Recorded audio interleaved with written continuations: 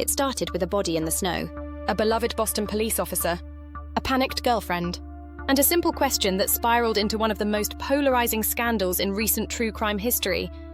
Did I hit him? The Karen Read case isn't just about whether or not a woman ran over her boyfriend with her SUV. It's about what happened in a small Massachusetts town after that night. It's about surveillance footage that goes missing, cops who text each other memes about the suspect, and a wound on the victim's arm that might be a dog bite or a smoking gun. It's about how a woman went from grieving partner to murder suspect overnight, and how a town, a courtroom, and half the internet turned into a battleground over what really happened to John O'Keefe. Was Karen Read a jealous killer who snapped? Or is she the scapegoat in a tangled web of law enforcement loyalty, cover-ups, and small-town corruption? This is the case that's divided families, trended across platforms, and left us with more questions than answers. And today, we're diving into the evidence, the fallout, and the conspiracy theories behind it all. This is the Karen Read scandal, and nothing about it is simple.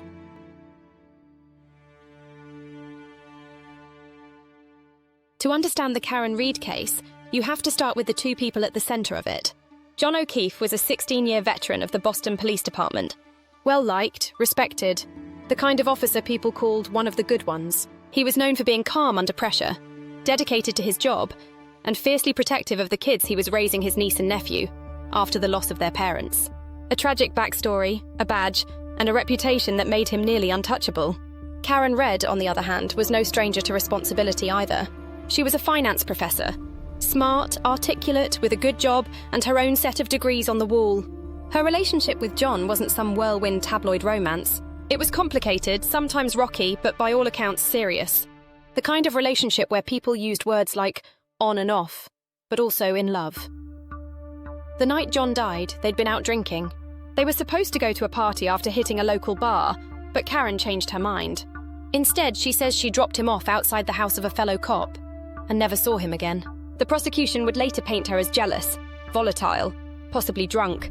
The defense would paint her as heartbroken, set up, targeted by a system that protects its own. But at the center of both stories is this question. How did a woman who once loved John O'Keefe end up on trial for his murder? And why does it feel like no one, especially the police, wants us to know what really happened?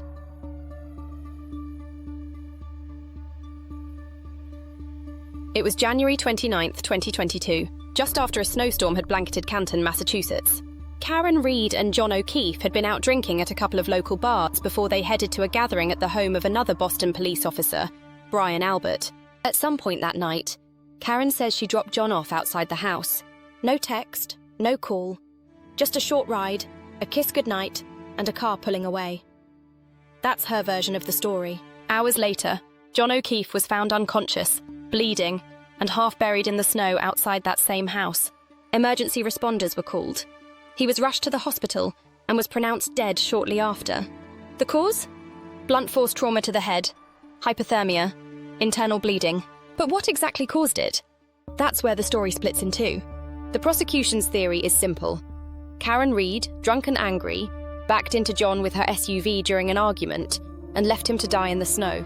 They claim she later blurted out a guilty conscience moment at the scene. Did I hit him?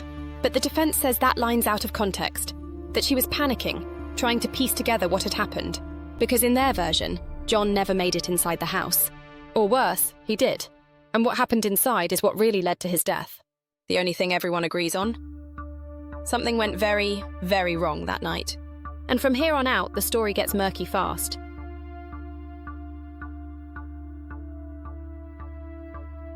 The prosecution wasted no time crafting a narrative. Their version of events goes like this. Karen Read was drunk, jealous, and furious the night John O'Keefe died. They say she was angry that John was going to the party at Brian Albert's house without her. Maybe there was tension, maybe even a fight in the car. Then, in a moment of rage or carelessness, she reversed her black Lexus SUV and struck him, hard enough to knock him unconscious. Then she drove away, leaving him to freeze to death in a snowstorm. The centerpiece of their case? A comment she allegedly made while at the scene hours later, searching for John.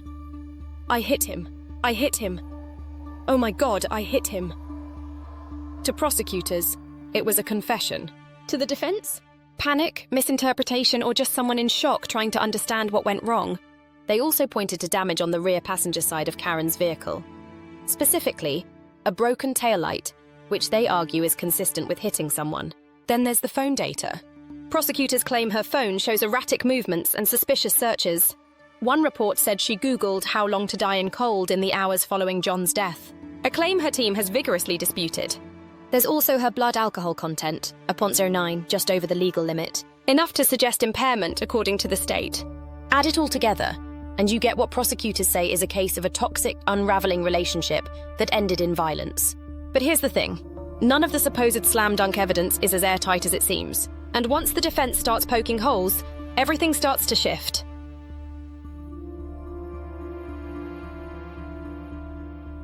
If the prosecution's case was built on motive, alcohol, and a broken taillight, the defense came armed with something else entirely, a bombshell theory of a cover-up.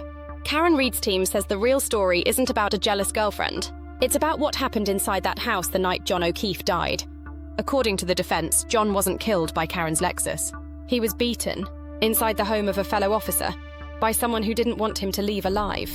Their argument is chilling, that John was attacked, possibly by people under the influence, that a dog may have been involved, and that his body was then dumped in the snow and left to die in front of the house to create the illusion of an accident. And Karen? They say she's not the killer. She's the fall girl. Convenient, emotional, and most importantly, outside the system. They point to what they call selective forensics. Why weren't the homeowners' clothes tested? Why was surveillance footage from the house mysteriously incomplete? Why were key pieces of evidence, like taillight fragments, found by law enforcement days later in the snow, after the area had already been searched? And most damningly, why are all of the potential suspects either related to or friendly with police officers involved in the investigation? This wasn't just a defense strategy, it was an accusation that the people investigating John O'Keefe's death may have had a reason to steer the spotlight away from the real crime scene. And the more they dug, the more cracks started to show.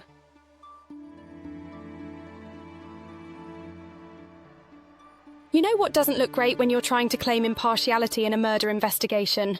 Dozens of private text messages from the lead investigator mocked the suspect before the trial even began. Enter Trooper Michael Proctor, one of the key figures in the investigation against Karen Reid. According to court documents, Proctor didn't just collect evidence. He also allegedly called Karen a whack job in group chats, made graphic jokes about her anatomy, and gleefully texted friends about how badly they were going to nail her. These weren't locker room jokes between buddies. These were the same people tasked with determining whether Karen Reid was guilty of murder. And just when you think it couldn't get worse, it turns out some of these messages were sent while the investigation was still active, before any verdict, before any public trial. Karen's defense team argues that this is proof of a prejudiced, deeply personal investigation, one not led by evidence but by emotion and a culture of back-channel loyalty between local law enforcement, protecting their own at all costs.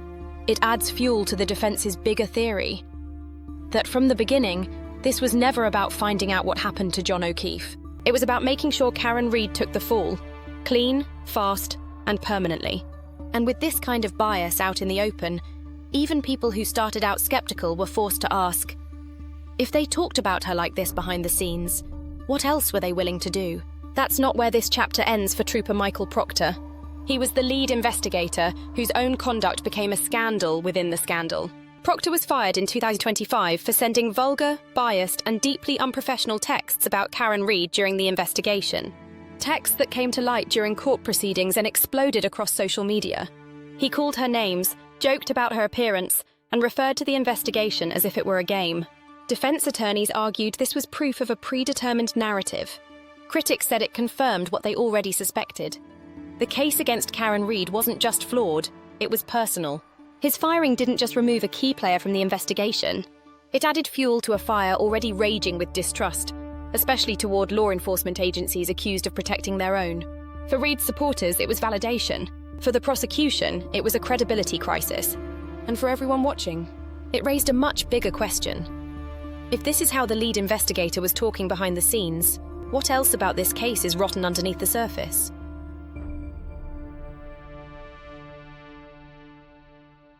At first, it looked like just another injury in a tragic accident, a bruise on John O'Keefe's right arm. According to the prosecution, it supported their narrative, that Karen Reid backed into him with her SUV, and the impact caused blunt force trauma before he collapsed in the snow. Case closed, right? Except The defense said that bruise wasn't a bruise at all. They argued it was a bite. More specifically, a dog bite is consistent with the jaw pattern of a German Shepherd. And guess what kind of dog lived inside the house where O'Keefe was allegedly dropped off?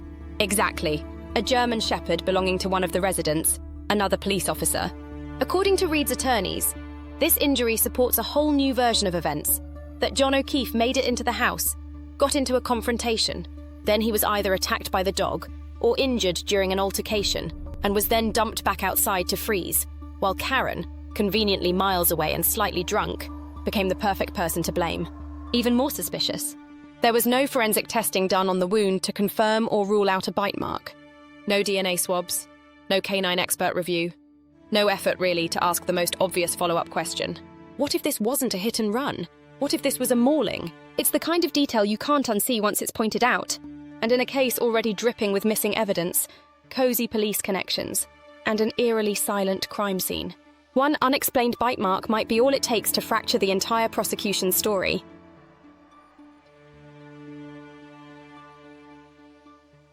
Some trials play out in court. The Karen Reed case? It's been on Facebook, TikTok, in yard signs, town hall meetings, Reddit threads, and cable news segments. And the audience? Completely split. On one side, the Free Karen Reed crowd. Tens of thousands of people convinced she's been set up, shouting for justice at rallies, lining the streets of Canton with signs, and turning her defense into a social movement. To them, she's a woman caught in the gears of a corrupt system, railroaded by dirty cops protecting one of their own. On the other side, people who believe the case is clear-cut, that Karen Reed was drunk, unstable, and snapped. They point to the damage on her SUV, the "did I hit him" comment, her Google searches, and they ask, if she didn't do it, then who did? And why would a whole town cover it up? The real kicker? Even the courtroom hasn't been safe from the circus.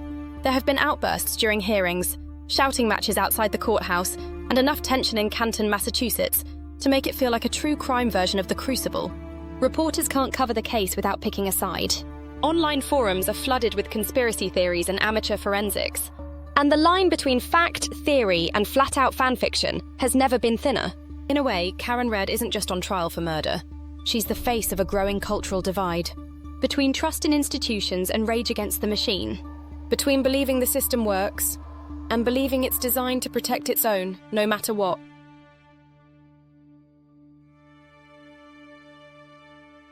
By the time the case reached jury deliberations in mid-2025, tensions were sky-high. Supporters rallied outside. TikTokers were doing live updates from the courthouse steps. And inside, a jury was quietly, carefully weighing whether Karen Reed would walk free or go down as a murderer. But what happened next was the kind of legal confusion you'd expect from a bad courtroom drama, not an actual trial. The jury had reached verdicts on multiple charges. And according to insiders, they had found Karen not guilty on at least some of them. But because the judge didn't ask for partial verdicts, and the jury never officially delivered those decisions in open court, no record was entered. Then, before the rest of the charges could be finalized, the jury reported they were deadlocked on the most serious count, second-degree murder. So the judge declared a mistrial. Sounds simple, until you remember those not guilty decisions that were never read aloud. Now the legal world is asking, does double jeopardy apply? If a jury already decided she was innocent on certain charges, even if the court didn't formally acknowledge it, can she be tried again for them? Some legal experts say yes, others say absolutely not. And once again, Karen Reed is trapped in a legal grey zone, where technicalities could mean the difference between freedom and starting this entire circus over again. In a case already built on missteps, missing footage, and questions of trust, this ending felt like one last gut punch. Not because it closed the door, but because it left all of them open.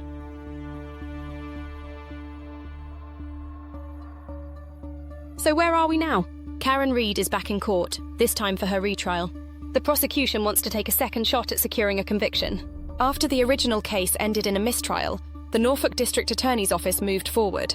And now, in front of a new jury, the entire saga is playing out again. Only this time, the stakes feel even higher.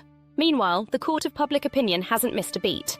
Supporters continue to flood social media with side-by-side analysis, alternative theories, and supposed bombshells. On TikTok, Reddit, YouTube, pretty much any platform with an algorithm, armchair experts are examining every timestamp, every scratch on the taillight, every text message and transcript. In Canton, Massachusetts, the tension is still razor-sharp. Neighbours are divided. Police credibility is under the microscope. Public officials are walking a fine line between legal procedure and political fallout. The town hasn't cooled off. It's just been waiting for round 2.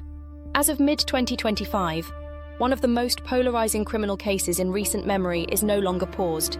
It's live. Whether this retrial brings closure, or just more questions, is anyone's guess. Because at this point, it's not just about a woman, a driveway, or a broken taillight. It's about what happens when justice meets influence, and the public can't decide who to believe. The Karen Read case is still technically unsolved. Not because we don't know the facts, but because everyone's version of the facts depends on who they believe is lying. Some see Karen as a scorned woman who made a deadly mistake. Others see her as the perfect scapegoat in a story where power protects power, and the system picks winners long before anyone gets to court. And maybe the most unsettling part is, both stories sound possible. Because this isn't just about one woman, one man, or one night in the snow. It's about how justice works, or doesn't. When the institutions we're supposed to trust are part of the story themselves. So what do you think? Was this a tragic accident? A calculated murder? Or a cover-up that went deeper than anyone expected? Drop your theory in the comments. And don't forget to subscribe for more deep dives into the cases, scandals, and cultural chaos that make us question everything we thought we knew. This is Info Inquisitive. Thanks for watching, and we'll see you in the next one.